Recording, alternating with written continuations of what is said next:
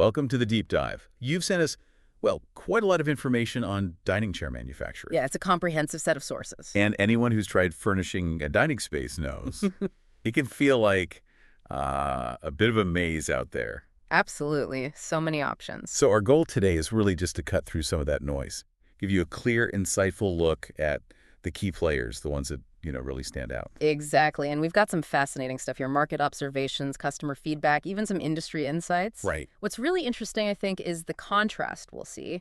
You've got these established German brands known for quality, history, and then there's this newer Asian manufacturer, ASKT, which is really focusing hard on meeting European standards. That dynamic should be quite telling. Okay, let's get into it then, starting with those cornerstones.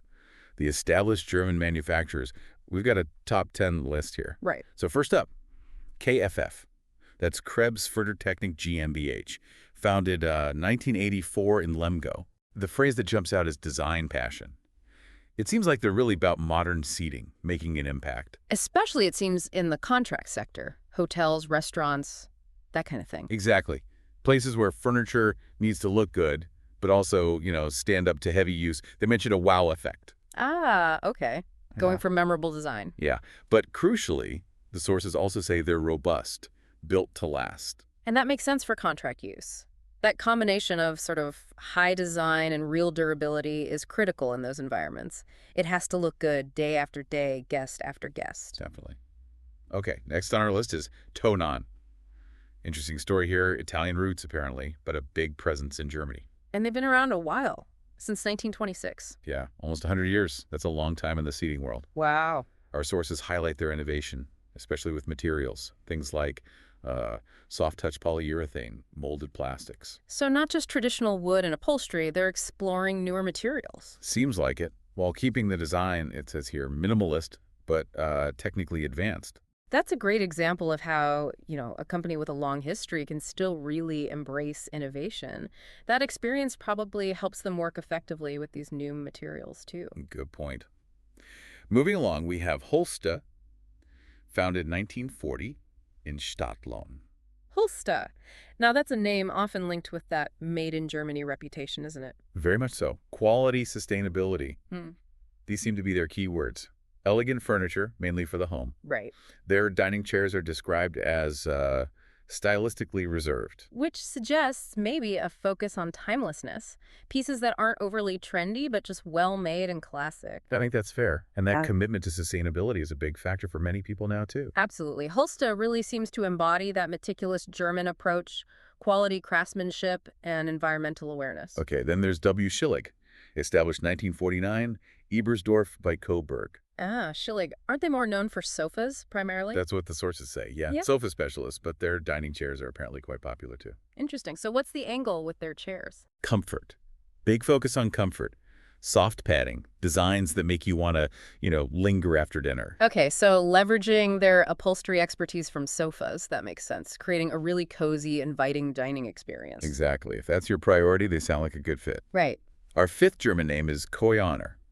Founded 1953, Michelau in Oberfranken. Koinor. They represent German furniture craftsmanship and specialize in what's called functional upholstery. Functional upholstery, what does that entail? Things like swivel bases on chairs or springy backrests, features that add movement or, extra function. Ah, I see. So chairs that do a bit more than just sit there. Good for situations where you might turn to talk to people or just want more flexibility at the table. Precisely. Adds a dynamic element, as you say. Interesting niche. Okay, next. ROLF Ben NZ, started 1964 in Nagel.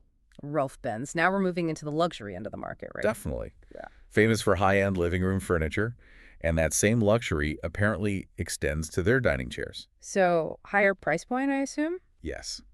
Higher price point, exceptional workmanship, top quality materials. These are described as design statements for premium projects. Makes sense. They're not just selling a chair. They're selling a piece of high-end design, meticulous detail, best materials. Exactly. Okay, moving on to Niehoff Sitzmöbel, founded in 1978 in Warendorf. Niehoff. What's their story? What's interesting here is their focus. Exclusively dining rooms. Ah, specialists. Yeah. Solid, modern seating, and apparently they're known for surprisingly short delivery times. Oh, that's a big plus, especially for retailers. Reliability. Yep, one source calls them a reliable mainstay for retailers. That specialization probably allows them to be really efficient, streamline production, and hit those delivery targets. Seems likely. Our 8th German entry is Finn Jakob. Around since 1935, Gütersloh. Finn Jakob from Westphalia. That's right, quality from Westphalia. They offer a perfectly coordinated dining series. Lots of attention to thoughtful details. So creating a whole cohesive look for the dining room. Yeah, exactly. And again, efficiency seems key. They have an efficient production system, leading to stable bestsellers. Reliability comes up again. It sounds like they focus on creating these complete, well-thought-out dining sets that are consistently popular and dependable. That's the picture.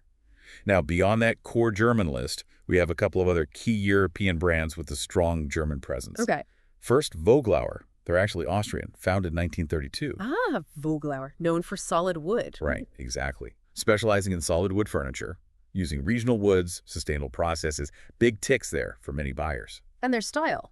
They combine wood with leather and metal. It gives them a distinctive look, appealing to people who value, natural materials and that connection to nature. Right, bringing that Austrian alpine tradition, perhaps, with a modern twist using metal and leather. Sustainable, natural, very current appeal. And the final one in this group is Bert Plantage, a Dutch brand founded in 1958.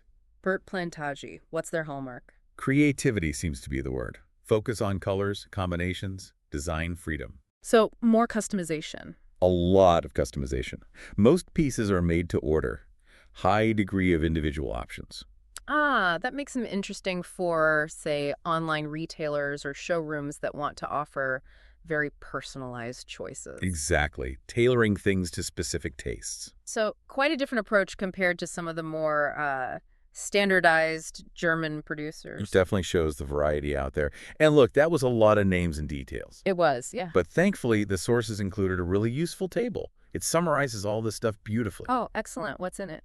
Founding year, location, general price level, design style, and those unique features we've been talking about for each one. Perfect. That kind of side-by-side comparison is incredibly helpful when you're trying to sort through all these options. Lets you quickly see the key differences. Absolutely. Really helps clarify things. Okay, so that's a solid overview of the established European, mostly German players. Right. Now let's shift focus. Let's Yeah. talk about ASKT. Okay, the Asian manufacturer with the European mindset, as described. Exactly. Founded more recently, 2015, in Yeah. China. Huh. But their whole concept seems built around Europe. And their philosophy. Chairs should last, and they should stand out. Durability and design. Okay. And it's interesting, that stated intention right from the start, meeting European standards, that's a deliberate strategy in this global market. It really is. And they list several strengths to back this up. They specialize in design and functional dining chairs and tables. Right. They've invested in their own in-house test lab. 12 different testing devices, apparently, to ensure product safety. Wow, 12 devices. That's a serious commitment to quality control. Not just relying on external labs, but doing it themselves. Yeah. Suggests they're really serious about meeting those standards. Plus, rapid prototyping, they can get a prototype done in 10 days. They have their own R&D center. That points to agility, being able to react quickly to trends or customer needs. That speed and in-house testing capability, that's quite compelling. It addresses potential concerns about quality and responsiveness. They also mention sustainability efforts, using honeycomb packaging to cut down on plastic. Which is, again, very aligned with European consumer concerns right now. And transparency. They talk about having 11 quality inspectors using cameras to document every production step. Documenting it with cameras, that's quite thorough. Aiming to build trust, clearly, showing the process. Seems like it. Providing tangible evidence of their quality commitment. And how do they manage production? They work with a network, over 20 factories. They say this gives them flexibility, but allows them to maintain consistent quality control across the board. Okay, so a network model, but centrally managed for quality. And maybe the most crucial bit, they emphasize their understanding of both European customer expectations and Asian production methods, bridging that gap. That's key, isn't it? Understanding the nuances of the target market while leveraging the strengths of their production base. It's a complex balancing act. For sure.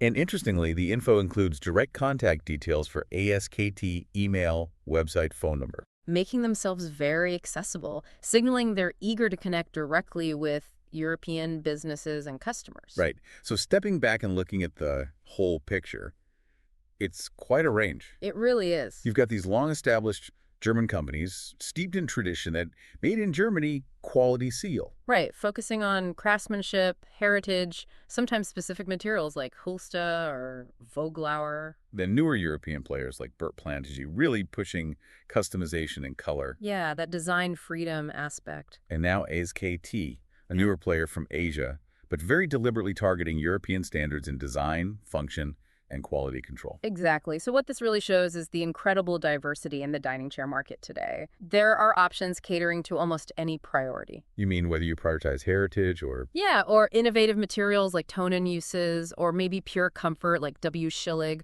or those specific functions from Koinor. Or the luxury statement of Arold Benz, or the customization of Bert Plantage. Or even this fresh approach from ASKT, focusing intently on quality assurance and bridging markets.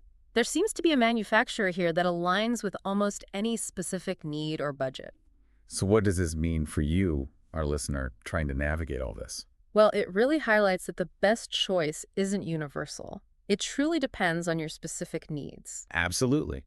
What are you actually looking for? Are you doing a high-end interior design project where the chair needs to be a statement piece? Or is it for a busy restaurant where durability day in, day out is the absolute top priority? Maybe sustainability is your #1 driver. Or perhaps you need hundreds of customization options for a specific client aesthetic. Right. This deep dive, we hope, has given you a clearer map of this varied landscape, showing the different philosophies and strengths out there. Which leads, I think, to a really good question for you to think about. Looking at this range, the history, the specializations, the approaches, what qualities are actually most important for your specific needs, for the projects you're working on right now? That's the perfect question to ponder. Considering this landscape, what really rises to the top of your list when you're selecting dining chairs? We really hope this information provides a solid foundation for you to explore further and make those decisions. Thanks for sharing your sources and letting us take this deep dive with you today.